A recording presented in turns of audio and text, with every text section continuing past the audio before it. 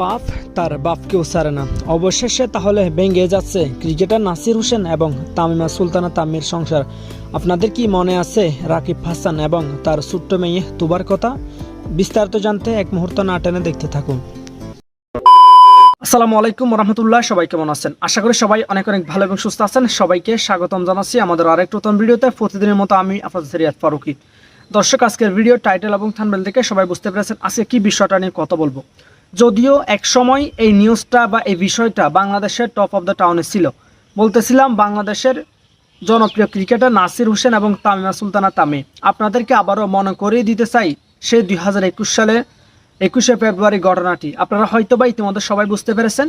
বলতে চাচ্ছি ক্রিকেটার নাসির হোসেন এবং তামিমা সুলতানা তাম্মির মনে আছে কি 7 বছরের কন্যা সন্তান তুবাকে ফেলে নাসিরের কাছে চলে গিয়েছিল তামিমা সুলতানা তাম্মি।